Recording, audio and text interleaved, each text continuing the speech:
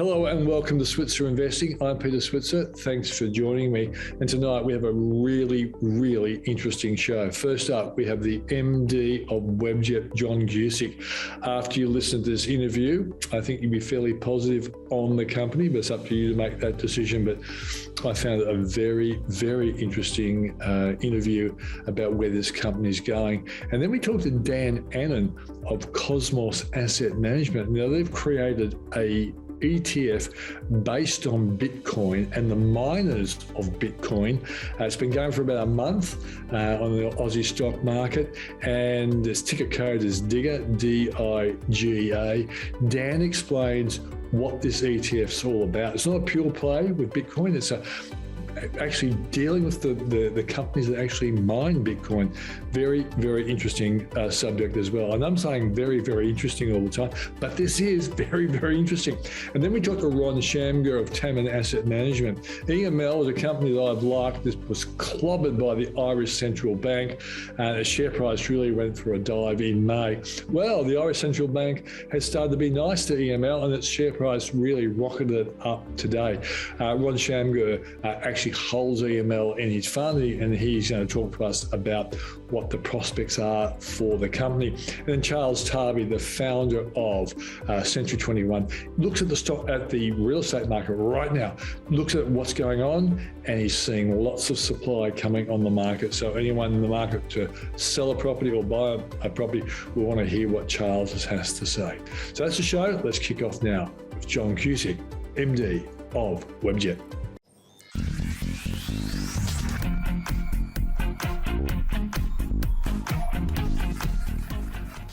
We're joined by the Managing Director of Webjet, John Guscic. Great to see you, John. Great to see you, Peter. Now, last time I interviewed you was right in the depth of the coronavirus crash. It probably was April, I think, 2020. You were holed up in Tunisia at the time, and you had a fantastic picture of a yacht in the background, if I remember correctly. And of course, it was a troubled time, a tough time for a business like yours, because we didn't know what was going to happen to travel type businesses. You kind of allayed lots of our fears, and I think people who watched that probably took a punt on Webjet, and you've done well since that time. I think you were about $2.50, $2.60. Maybe you remember how low you went, but you're around $5.70 now. You were $6.37 until recent times and the Austrian thing. So let's give us an idea of where you think the company is now, given the headwinds that you've got through and some of the new ones that are bobbing up right now.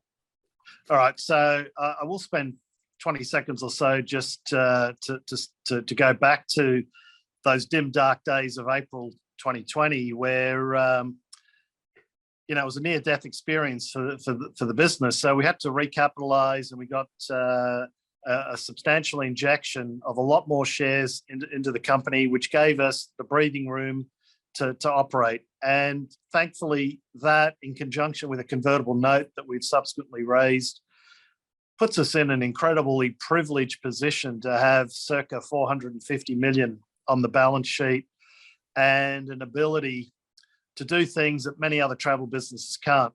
So you've spoken about the incredible volatility that's occurred since then. Your memory is exceptional, Peter.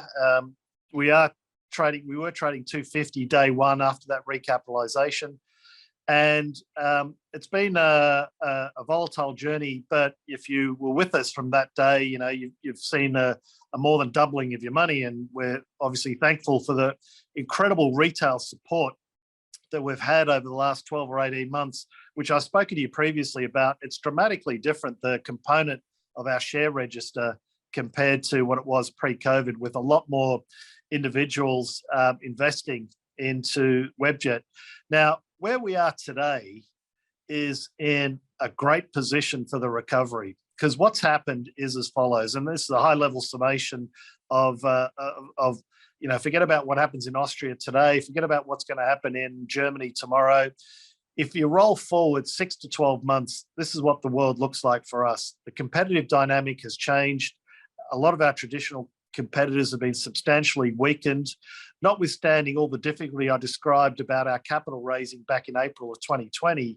we're in a unique position where we're financially stronger, less competitors. So therefore, we're going to pick up substantially more share on a global basis. That applies to our Webjet online travel agency business that many of your viewers and listeners will understand. But our global intermediary Webbeds business, we're a substantial beneficiary of a changing competitive landscape, which will enable us to pick up more share. We think that in the second half of our financial year, of next year, which is calendar year, financial year 23, but basically October 2022 through to March 2023, we'll be back to pre-COVID levels. So, and we will grow off those levels. So notwithstanding it's difficult, notwithstanding it was challenging, we're doing all of this on a lower cost base, circa 20%, and we believe we'll be higher than we were pre-COVID. For all of that, we're incredibly buoyed with what the next 12 months holds. The challenges of the coronavirus, did it make you look at your business from a different point of view? And I think you actually made reference to the fact last time I talked to you that you really started looking at costs like never before. Has that still been the case since then? Absolutely. So, part of our success pre-COVID was through a series of acquisitions, and what we were doing was pedaling incredibly fast. So, our run rate of TT or sales and revenue was growing circa 20, 30%. So you're on the treadmill of growing 20, 30%. The market expects you to keep growing 20, 30% organically. Your focus isn't on cost because you're getting rewarded by what you're doing at the top line and a little bit on the bottom line, but the top line growth was the most important driver. I remember back in April of 2020, the day after, we were hungover the day after we did the capital raising, but the day after, we got the guys together and said, we can't do this again. To de-risk the business going forward, we need to be substantially more efficient. To do that, we looked at every element of the process within our organization, and that has reduced our cost base per unit. And at scale, we'll be something like 20% down. Now, we're already 31% down as of today, but we'll be 20% down at scale because we're going to get a recovery, and we're probably cut a little bit too much in some areas, but we're in a really strong position to be operating at lower unit economics than we were pre-COVID. A lot of people, look at your business and think, well, hang on, the world's still not flying like they used to. And before the coronavirus, your share price was around probably $10. Long before that, you were around $12.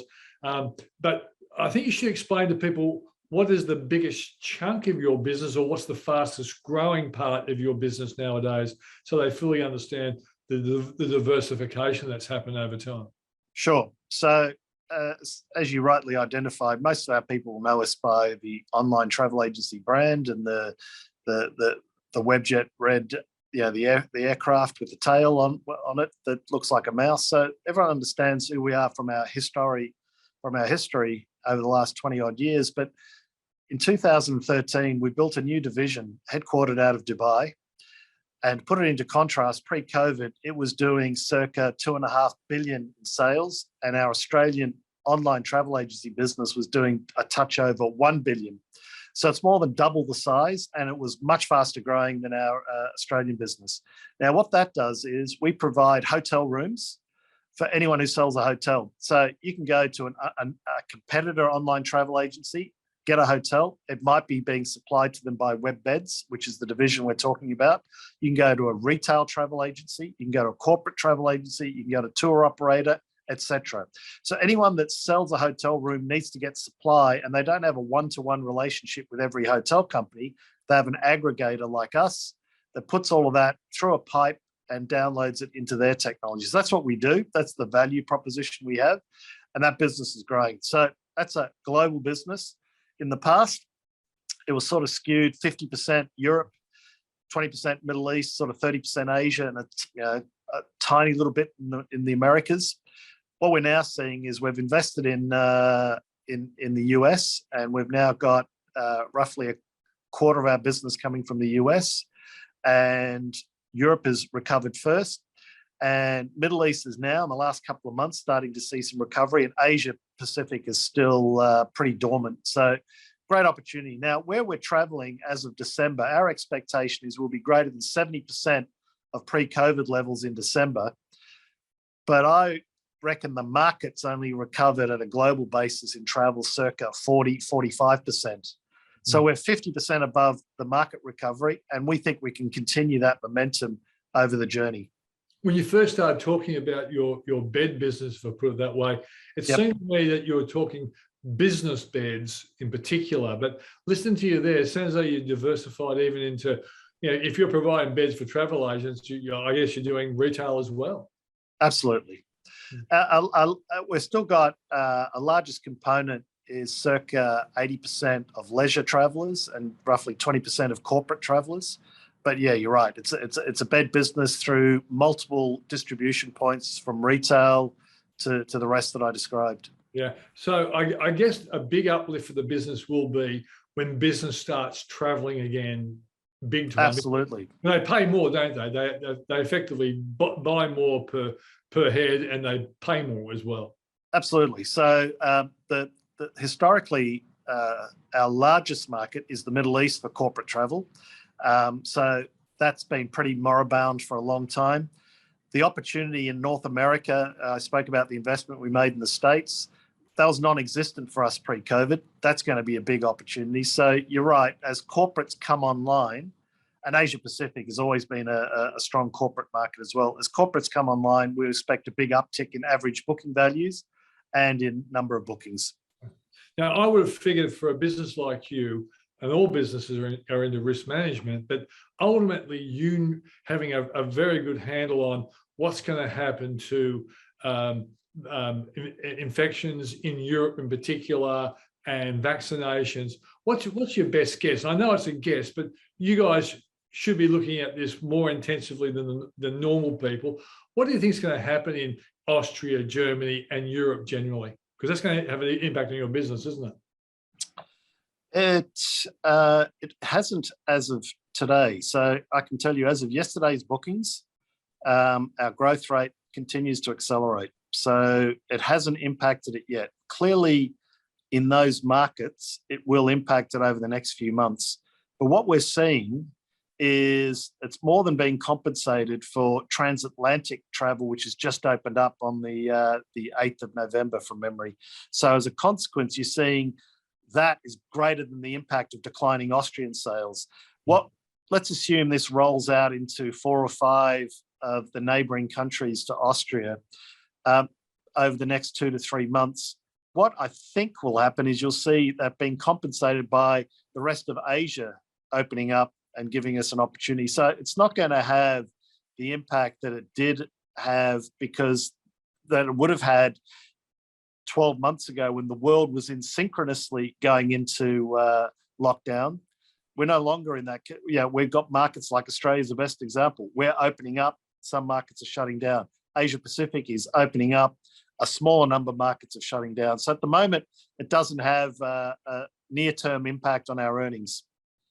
When you heard about the Pfizer pill that apparently will be great for reducing deaths and hospitalizations, did you see that as being a potential plus for the business? Oh, absolutely. The treatments, and I call it out in the presentation that's just been loaded on the ASX. The treatments suggest that over the next 6 to 12 months, we'll be clearly towards the end of the pandemic and its effect on the travel industry. Clearly, this will exist for many, many years as a virus, but the impact that it'll have on the health system will be significantly reduced, and the consequence for people's confidence in wanting to travel will be significantly increased. So the markets where there are cautious consumers will become less cautious, because the downside risk is no different to what it was pre-COVID. It's amazing. As I'm listening to your answers, and I know I've been probably interviewing you for 7 or 8 years, we never once ever talked about the medical implications for your business, did we? It's amazing how the world's changed. Yeah, I have no idea. Yeah, a few cute people ask me, scenario planning, how come you never had a scenario planning of when you were going to go to negative revenue? It was such a fanciful concept that it never crossed my mind that we would go not only to zero, but you'd have to give money back to consumers. That never, ever was part of our planning. So you're right, let alone that, let alone talking about all of a sudden everyone's a medical expert. I know you're a very respectful man, John, and you wouldn't have used an expletive, but you must have felt like using an expletive when you got a question like that. You know me too well, Peter. The expletives would have come in the first, if there were 4 words at the start of the sentences, 5 of them would have been inappropriate. Okay, mate. Thanks for joining us. Good luck with it. Look forward to the performance of the company going forward. Thanks, Peter, and appreciate your support over the journey. And good luck to you and your investment hypothesis and all of your viewers. Cheers. Thanks very much. Cheers, mate.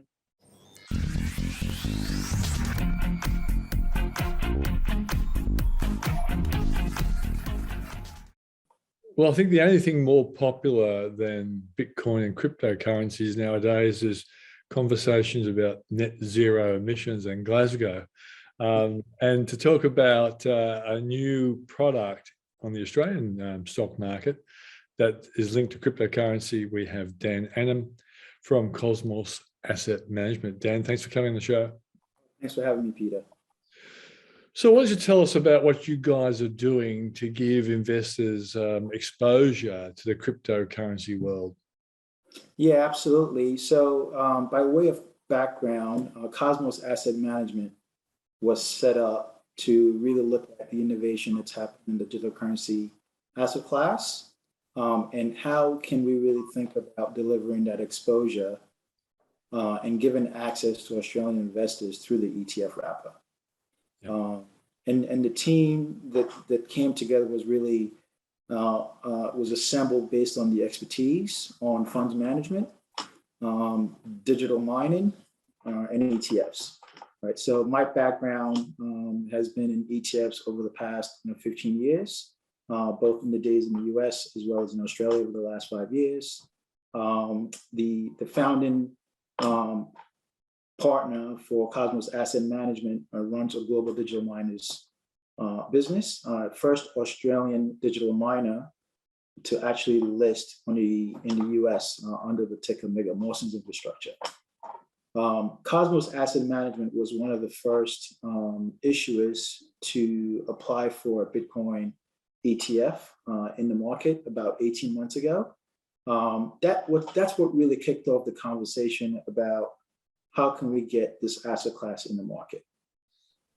Right. So instead of looking at the challenges of, or the timeline of being able to deliver a coin digital currency ETF in the market, we looked at what other ways can we actually deliver this exposure to investors. And the natural path was, well, there are listed companies that are specifically focused on Bitcoin mining and overall the blockchain technology. Can we look at these companies to deliver as close as we can a pure exposure to the digital currency evolution and give investors the opportunity to participate in these asset classes? And the answer was yes. And so we took a basket of global listed companies of about 35 names. We took those names to one of the renowned index providers in the market, S&P. We worked with them to define an index methodology, which then delivered the Digital Miners Index, which allowed us to list the first pure global digital miners access ETF in the market, ticker DIGA on Chi-X on the 28th of October. Okay, so it's DIGA.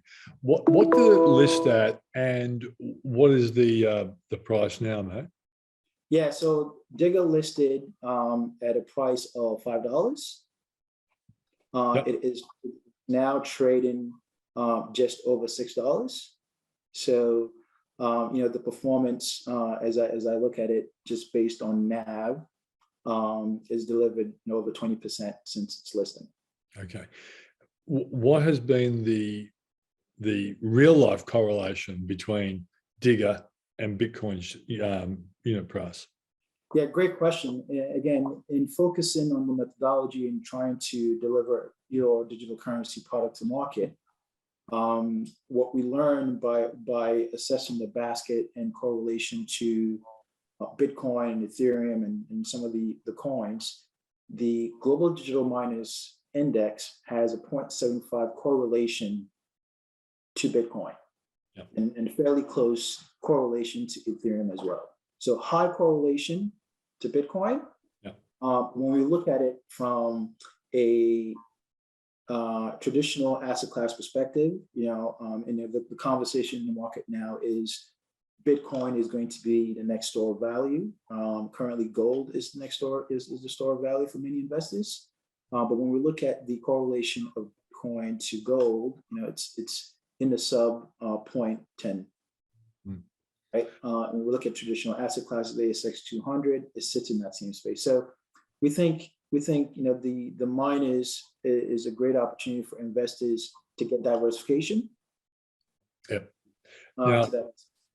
But Dan, because I always try to ask the questions that the viewer would be thinking.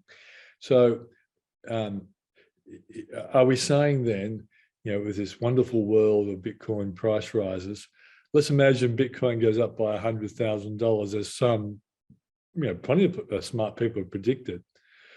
If the correlation is 0.75, you're saying that, Digger potentially could go up 75,000. It would be the equivalent, 75%.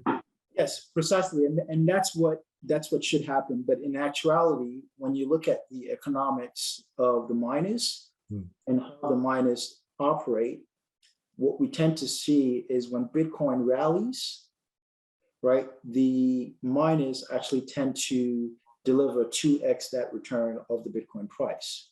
All right. Now, obviously, this is just the real world over a month. But before you came to market, the job that S&P would have been doing was, well, how good does this correlate with the movement in the Bitcoin price? That's a fair call, isn't it? That is a fair call. Otherwise, you couldn't have gone to the market and said, "Hey, this is going to be a good proxy for Bitcoin." Yeah, and I want to be clear here. So Cosmos actually, so the Global Digital Miners is a custom index, and Cosmos is the administrator and the IP for that index. What we did was we took it to S&P to really help us define the rules, which we then use to manage the index and then allow us to manage the fund, right? So you're right. I mean, what we wanted to do is, we just wanted to come out of the gate and say, here's an index, go and take it, right? We consulted the market and some industry experts in ensuring that we were delivering the right product to market. Okay. So what have you learned since the ETF has gone live? Because it's one thing to put an ETF out there, but to see it actually work in the real marketplace, what have you learned? Yeah, look, the key thing for us was twofold. One, we wanted to ensure that the product that we were delivering,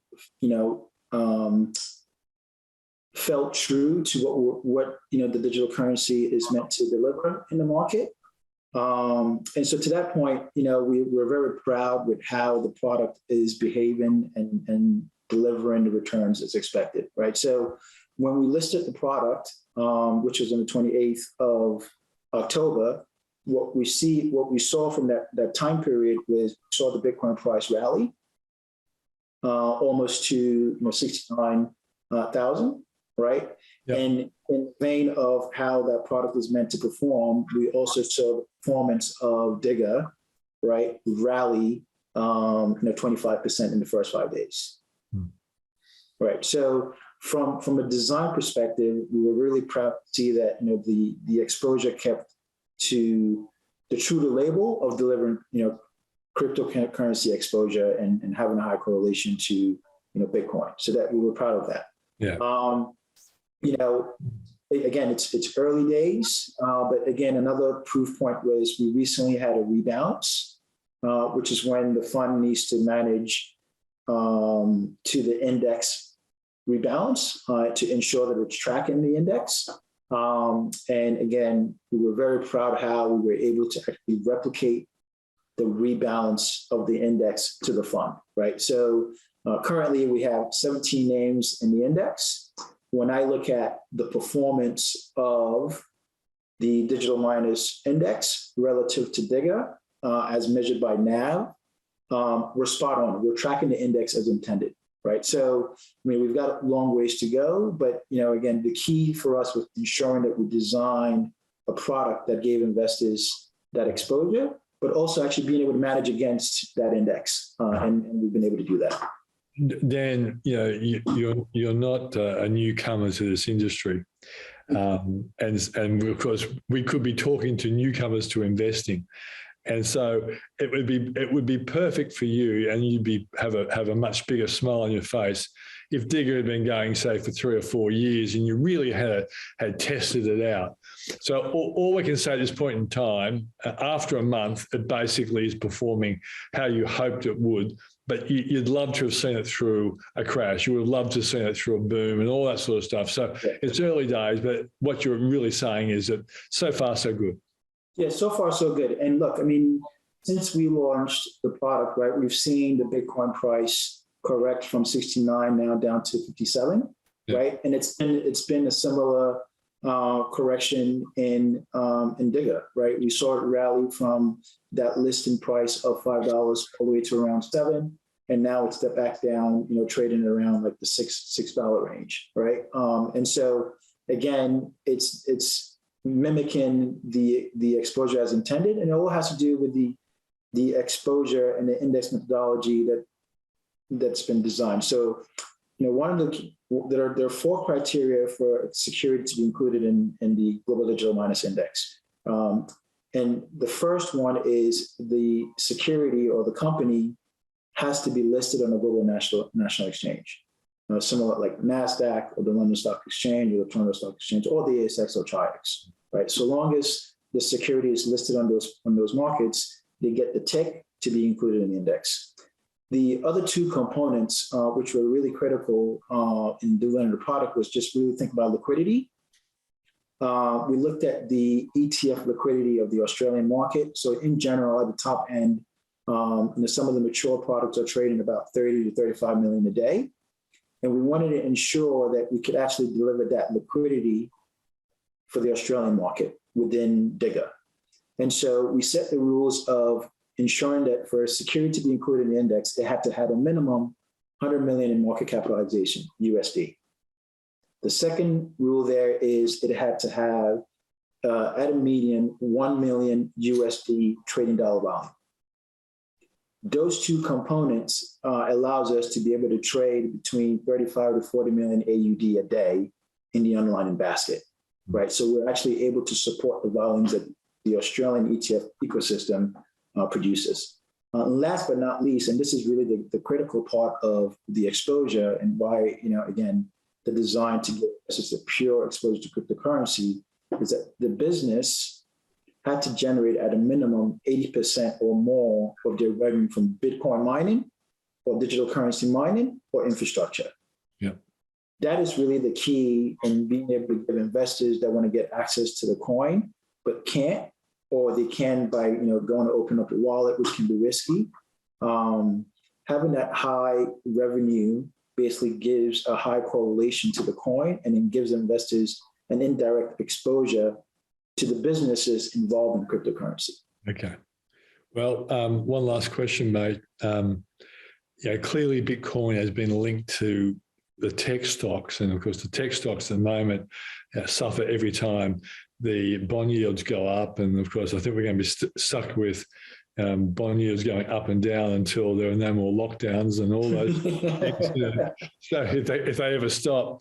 So is that a fair call then that one of the headwinds for Bitcoin and ultimately Digger is going to be what the attitude is towards tech stocks?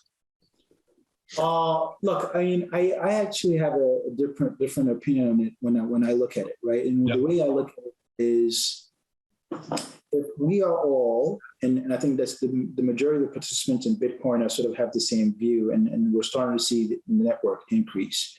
If we're all saying that Bitcoin is going to be the exchange of value currency, all right?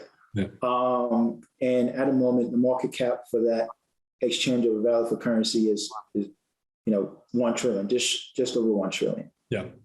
So there's a small number of participants in that network that actually believe that.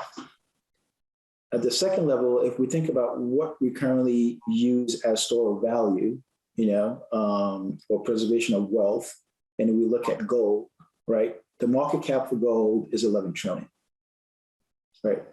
We take it a step further and we think about, corporate balance sheet and defensive assets, fixed interest, and the market cap for the fixed income globally is 119 trillion.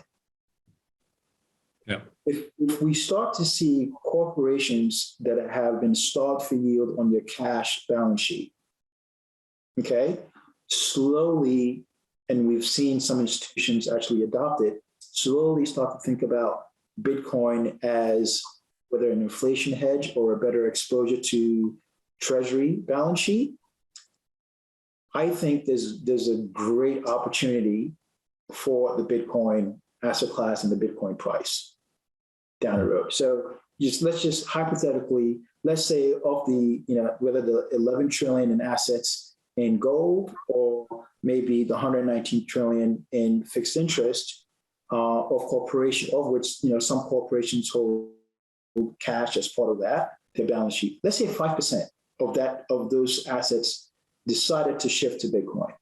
What happens to the price of Bitcoin? Absolutely. Right. So I think I think technology companies that are in digital, they're in the digital world, are embracing Bitcoin as part of balance sheet. Some of them are, and that's why maybe we see some sort of high correlation to the Bitcoin price. But really, we are in the beginning stages of the global economy and global corporations really thinking about this asset as a store of value. And the more participants that we see in that asset class, I think the great opportunity that there is for investors. And today, investors can actually participate in that with the Global Digital Miners Access ETF Digger. Okay, great to talk to you. Good luck with it. And I think some people will be interested. And it's certainly, we have to say it is risky at this stage, but it's a very interesting product you've created, and good luck with it. Thank you very much.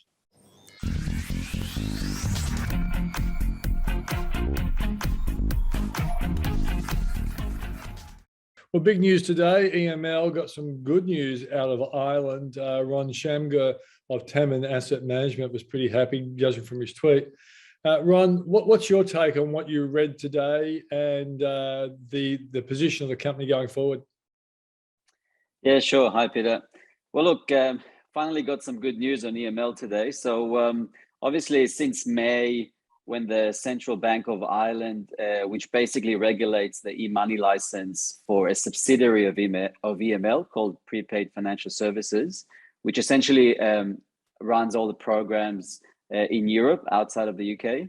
They obviously had some issues back in May, which limited how much new programs and customers EML can run through, which obviously puts a bit of a ceiling on their growth and added significant amount of cost base to their regulatory division in terms of addressing some of those concerns by the CBI. Now, the good news today is that the Central Bank of Ireland has told EML that they can actually willing to approve new programs. Now, this is really important because EML has had 36 new programs that have been on hold with the Irish regulator and couldn't launch in the last 2-3 months.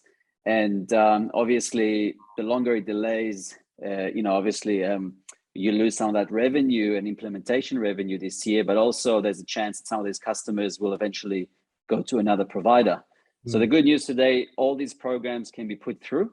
In addition, the regulator, although they have put a limit on the amount of money that the PFS subsidiary of EML can put through this regulator at the moment, they're willing to let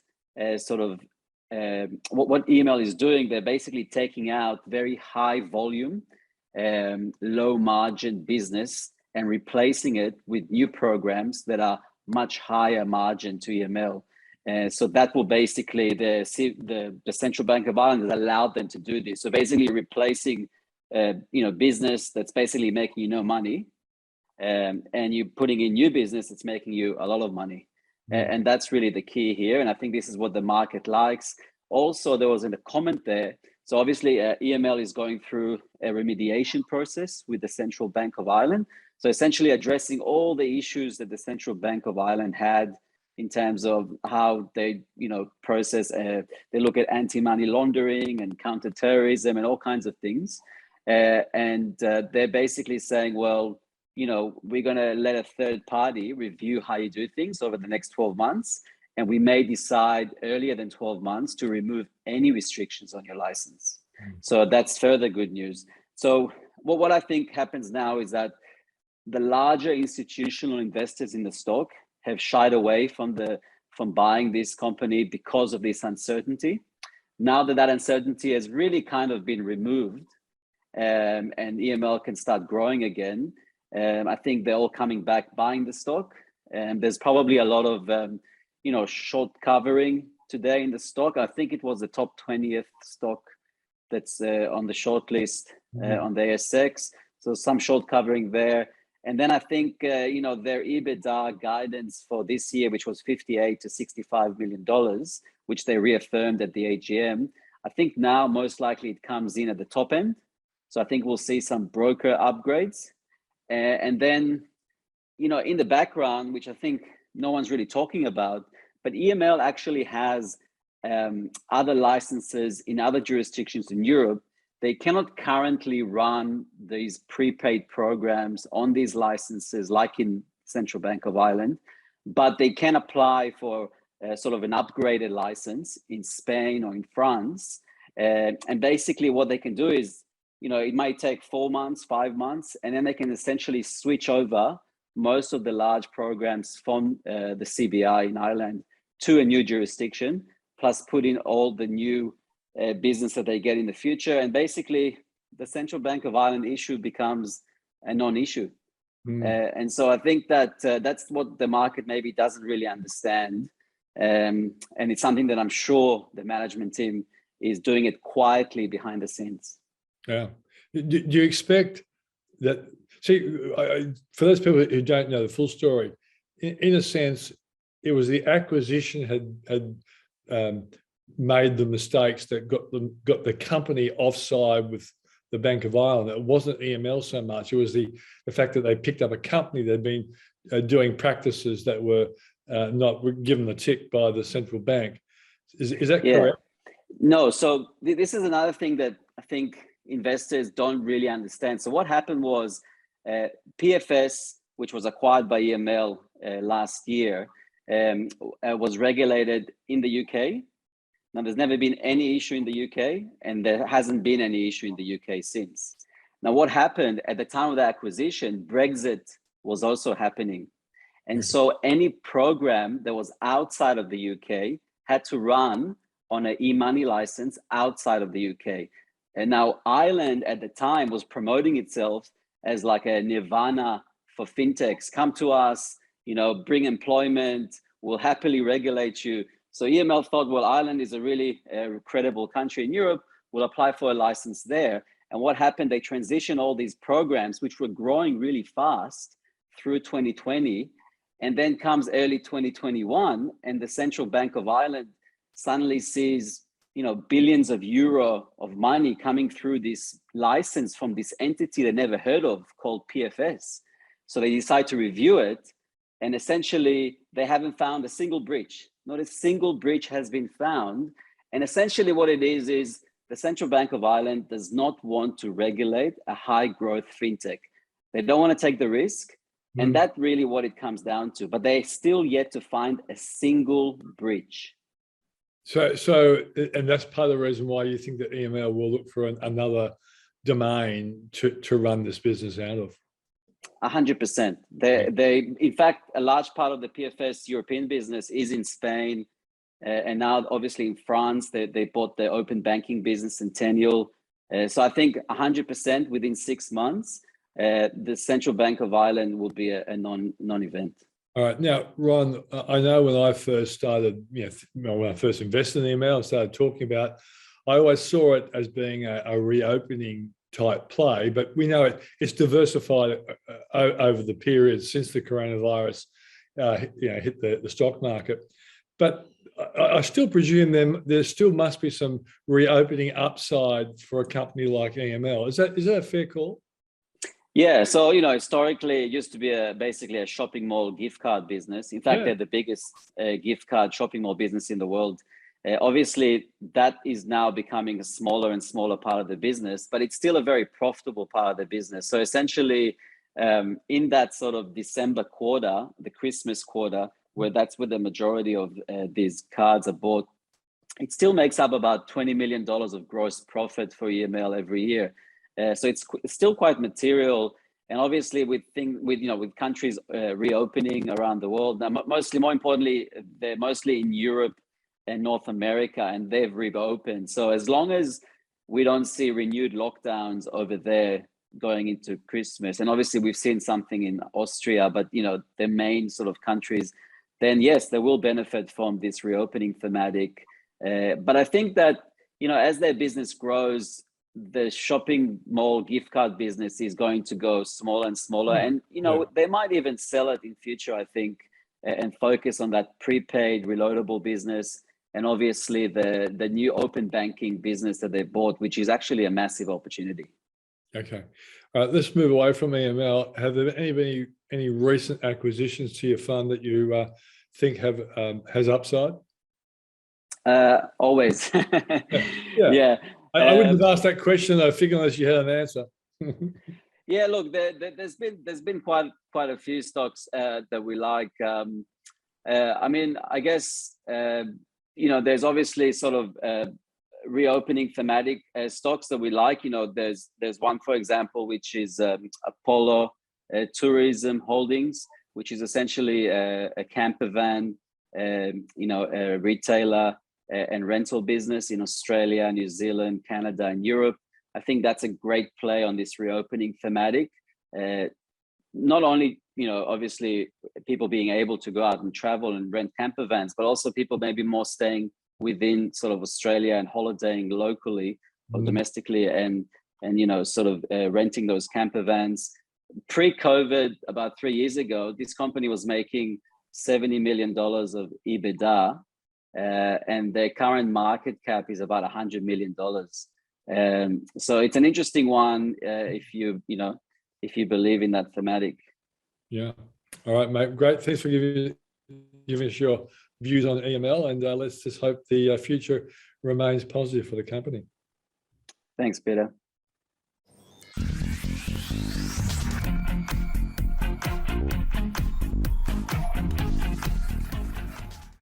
For our checkup of what's going on in the real estate market, we have the founder of Century 21, Charles Tarbey. Charles, thanks for joining us. Thank you, Peter. Now, months ago, you predicted that once the lockdowns are over, supply would increase, and that would start slowing down price rises. And it looks like the newspapers and the economists are catching up with you. Is that actually the case? Yeah, very much the case. We've been watching the stock levels rise as we felt they would, and they have risen now. I think it's 9 or 10 weeks in a row, and like week on week, it's been 2+, 3+%. Last week it was 2.4, 2.36% or something over the week before. But the interesting stat is the one that shows you what it is like over this time last year, and that's been climbing, and we're now 4.98% higher than this time last year. So you've got all this stock level, and a lot of the buyer frenzy occurred pre-COVID and in many cases during COVID. So I think we're now reaching that balancing stage where there is an opportunity for buyers and sellers to negotiate more appropriately. Not the case in every area. Like some areas like Brisbane is still catching up because it was way behind in terms of pricing. So it's still catching up. So there's still some energy there. There's still energy in the outlying areas as the runoff occurs. But in reality, absolutely, auction clearance rates have dropped every single week for the last 9 or 10 weeks, and they're down now close to what they were this time last year, 71 over 69% roughly. And so once again, we're finding ourselves back in that marketplace that I particularly like. You've heard me say it before, we only ever have two types of markets, and that's where we believe you've got to get the buyer up to meet what they think is a vendor's ridiculously high price, and we call that a boom. And the other is where you get the vendor down to what they think is the purchaser's ridiculously low offer, and we call that real estate. And and 90% of the time, Peter, that's what we're in. And I think that's where we're heading again. Okay. So, and we've seen that the various banks have come out with conflicting forecasts. I think they're basically saying the same thing. Correct me if I'm wrong, that prices slow next year and fall in 2023, but the magnitude of their falls very different. Very, very different. And if you'll recall, going back to this time last year, or actually even earlier last year, where one of the major banks predicted a 32% price crash because of COVID. And I know people that didn't buy because of that, they're going to wait. And they were very, very poorly disappointed, because it wasn't that long, only 5 months after that the same bank predicted that property prices were going to increase significantly. So how do you gauge it? I mean, we always see it because we're at the coalface. It's not like our data is historical. Our data is real. And I can log in this morning and I can see the percentage of increase in sales across Australia and New Zealand for my company, percentage of listing numbers, et cetera, and I can see conversion ratios in real time. And so they continually tell me that the days on market are starting to extend out in certain areas. Certainly the listing numbers, we've had a record number of listing growth in both C21 and Better Homes and Gardens real estate in the last month. So that indicates it to me. But simply put, you walk past a real estate agent's window, you see lots of properties for sale, you can go in and negotiate. If you start seeing sold stickers, then it's time to get in there and make an offer. And that is as real as it is. We can go through all the stats you like that come up now from history, but you talk to a real estate agent that open for inspections, and they'll just tell you what it's like. And I think that's what we've got to listen to. Yeah. Do you, in principle, agree that prices probably rise this year at a slower rate, and then once interest rates start to rise, we will start seeing prices starting to slip from high levels, albeit? I look, high levels for sure, because that's, there's been a lot of upside in that area. So definitely high levels. I think it's going to be more of a balance than a drop. But the only thing I think that will impact on it, Peter, is if interest rates do move more than it is expected, and that's quite possible. And if that's the case, then we are definitely going to see people under stress. That could cause a price drop. Other than that, I think if people can keep their homes and they don't have to sell their homes, they won't. So I don't think you'll see that flood to the market of desperate people unless the situation with RBA changes, or even with the banks. I mean, we all know the banks have been quietly putting up interest rates behind the scene anyway. Do you sometimes see smarties making a rush for the exit doors before interest rates go up, on the basis they think, well, prices are still high and the market's not spooked yet, but I don't want to be a seller when the market's spooked? No. Look, you do see people who play the game with the marketplace. It's very hard to do in real estate, because you'll have noticed that in the last 6 months, you could have bought a home and then sold it for more. And 6 months later, and people can't pick it. It's incredibly hard. So I don't know too many people that would be in a position to do that. But a lot of people I speak to, they say the same thing to me. Oh, gee, the real estate market's gone bloody crazy. It's stupid. And I said, do you own a property? They go, yeah. I said, what are you complaining about? I just think that it comes and goes, Pete. And as you know, you can see it a lot easier when you're standing at an open for inspection every Saturday, or you're at an auction, or you're negotiating with a buyer or seller. And I can tell you, we're coming back into a real estate market, whether we like it or not. And I do think that that's happening with or without interest rate changes, because the stock levels are climbing and the buyer interest is slowing, and the ability for a buyer to be approved for a home loan is decreasing every day as well. Okay, let's just move to commercial, because I know you own a couple of commercial properties, and I'm kind of thinking to myself, I was talking to a commercial property buyer's agent last week, and she was saying that there are a number of suburbs where those commercial shops are becoming much more valuable because more people working from home, more people in those shopping strips. Are you seeing the values of those sorts of commercial properties in those shopping strips where people are congregating? And I know where I live, I hate trying to buy a coffee near my place in the morning, because no one's working in the CBD like they used to. Go into the CBD where my office is, I can get a coffee in 1 minute flat. Yeah, absolutely. And that has definitely impacted on certain areas wherever you go now. And so the commercial shop fronts have had a really terrible, terrible time.